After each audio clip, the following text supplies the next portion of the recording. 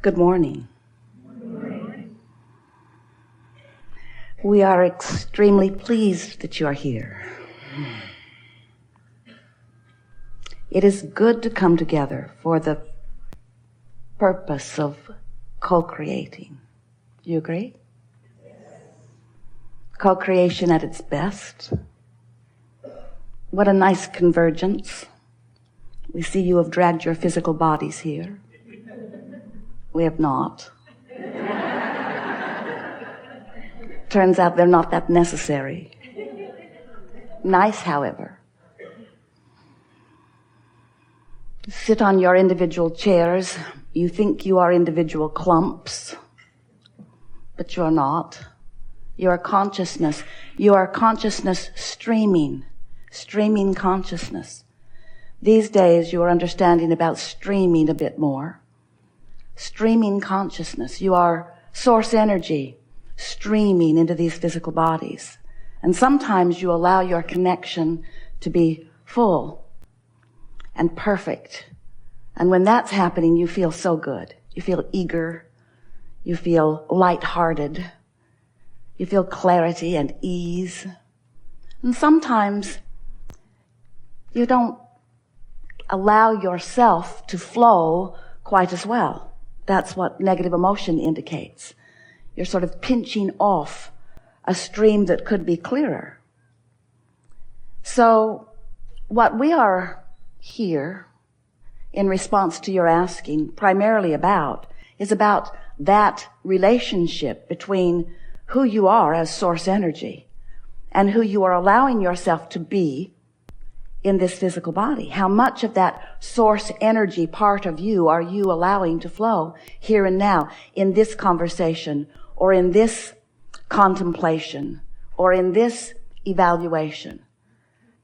So we like to talk about your relationship with who you really are. And we like to talk about you in this world. We like to acknowledge this leading edge place where you stand. We are so pleased that you are out here on the leading edge, not just the leading edge of humanity, not just the leading edge of what is physical, but the leading edge of all that is, because through the contrast that you explore, you come to new conclusions, new desires. And as those new desires are born within you, you set into motion the momentum of source energy flowing toward them. Momentum is the operative word of this day and of your life, because momentum is what law of attraction causes the frequency that you've got going on to become. We've been talking to you for a while. Have you been listening? Been telling you about law of attraction. And recently we've been telling you about how when you sift through the contrast and you know what you don't want, you launch a rocket of desire about what you do want, because nothing causes you to clarify your desire more than life experience. Words don't teach, but life experience certainly does, doesn't it? So your life experience is constantly posing for you new desires, new preferences, rockets, vibrational rockets that you are not up to speed with when you first launch them, because they were born out of synthesizing life. They were born out of comparison. Sometimes they're born out of competition. They're born out of your relationship with others. But you are constantly coming to conclusions of desire that you are not up to speed with when the desire is first born. There is a vibrational gap.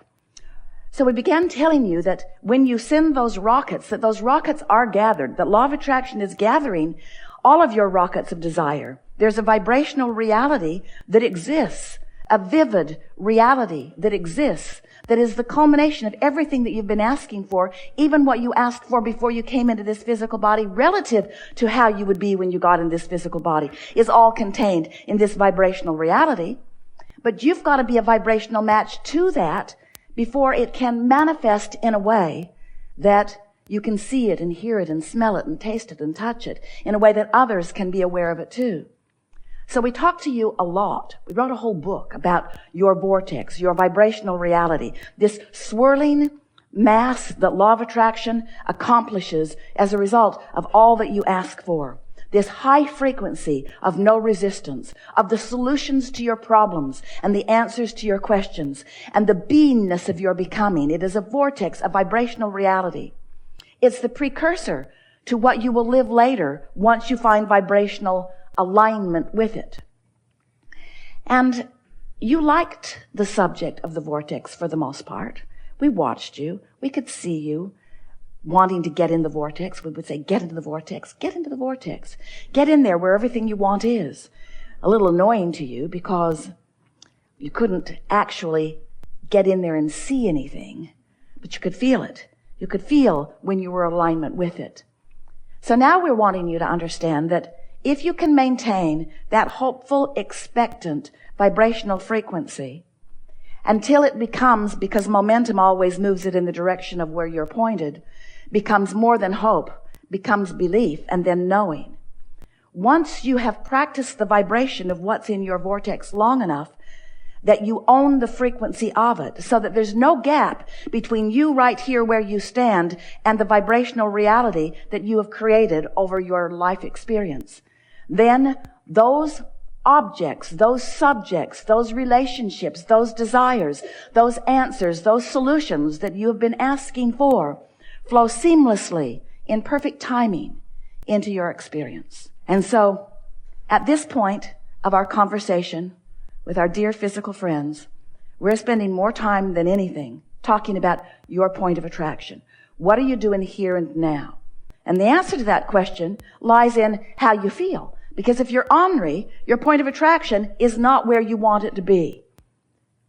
We began talking about this vibrational disc that you are on because it is spinning and law of attraction is bringing to it. There is a momentum that's bringing to you from all around what matches the vibrational frequency that you've got going on. So if you're ornery, you're gathering up ornery things. We began talking about this emotional scale, and we want you to think about the emotional flying disc of fear, or the emotional flying disc.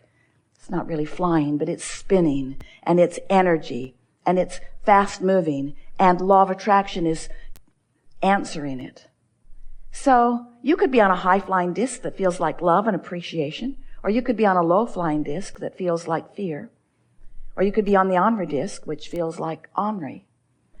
And if you're wondering what disc you're on, and you're not really aware of what you're feeling, then just notice the people around you. Because if they're around you, they're on your disc. And if they're on your disc, it's your point of attraction, you see. Now, you could live in an ornery house and not be on the ornery disc. They'll badger you all the time. They'll ask you, what's wrong with you? Why are you so happy? Don't you know what's going on here? You need to get your head out of the clouds and start facing reality. That's what they'll tell you. Don't listen to them, though. And don't explain to them that they're on the ornery disc either. That never goes very well. But it is so helpful when you begin to care about what your point of attraction is. We talked just a bit ago about momentum, because momentum really is the most important aspect of deliberate creation that you could consciously contemplate. Because what momentum says is, once you get going in that direction, it's more likely that it will continue in that direction. So you want to be aware of the direction. You want to set the tone early. It is our encouragement that you go to bed tonight knowing that when you wake up in the morning, you have a potential of starting the momentum the way you want it to be. Because during your slumber, while you were asleep, the momentum of your point of attraction subsided. Isn't that nice to know? So you really do wake up with a clean slate. Now, it's not likely that you're going to wake up in the morning and think all new thoughts, because you say it's memory, we say it's sort of residual attraction. But if you will wake up in the morning deliberately intending to find thoughts that feel better than usual, And you will focus there for a bit of time. And you will do it the next morning, then the next morning, and the next morning, and the next morning. It is our promise to you that within 30 days, really less, you will have established different vibrational patterns at the beginning of your day. And what you'll begin to notice about the end of the second week is that your point of attraction is visibly different to you. You'll begin to notice that the relationships that you have with nearly everyone have shifted into an improvement because your point of attraction has shifted into improvement. There are a few very brief things that we want to say to you, and then we're going to throw this open to conversation with you about anything that you want. But these are the primary elements that are important for anyone who has decided to be a deliberate creator to understand.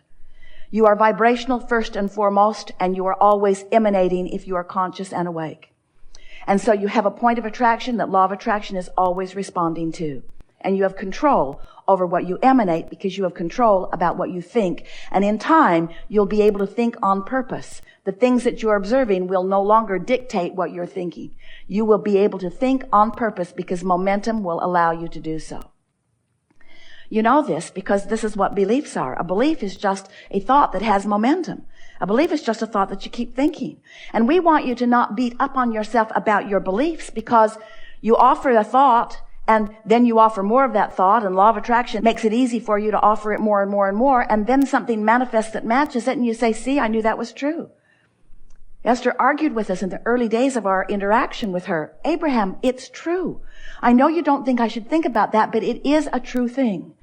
And we would say to her endlessly, we know that it is a true thing because someone made it true. Your attention to it is going to make it true for you. Our only encouragement is that you decide before you make it true if it's something you want. Because you can make anything you want true for you if you will get the momentum of it going long enough that law of attraction can bring it to you. But most don't. You say, I want it, but, I want it, but, I want it, but. I would like this thing that never comes to me to come to me, but it never comes to me. And wouldn't it be nice if this thing that I want more than life itself would come to me and save me from the wretchedness that is my normal life experience? I so want this thing that I've never seen. I don't know anybody who's really living it except that one person who's immoral.